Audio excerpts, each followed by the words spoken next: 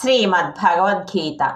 ఓం శ్రీకృష్ణ పరమాత్మనే నమః. 6వ అధ్యాయం ధ్యానయోగంలోని 32వ శ్లోకం.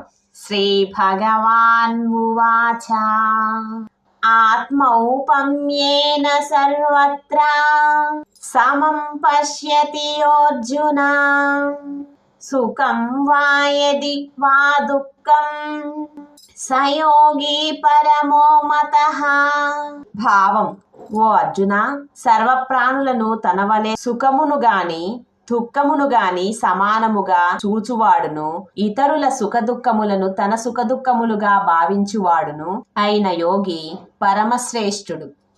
ఈ శ్లోక వివరణ: ప్రతి జీవిలోనూ పరమాత్మ ఆత్మస్వరూపుడుగా ఉన్నాడు అని తెలుసుకున్నవాడు ఇతరుల పట్ల దయ, జాలి, కరుణ, ప్రేమ కలిగి ఉండాలి కానీ ద్వేషం, కోపం, క్రూరత్వం కలిగి ఉండకూడదు.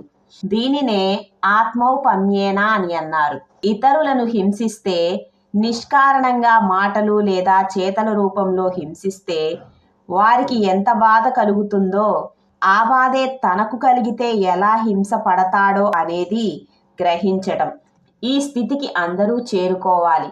అటువంటి వాడు యోగులలో పరమయోగి అని పిలువబడతాడు అని శ్రీకృష్ణ పరమాత్మ అర్జునుడితో పలికెను.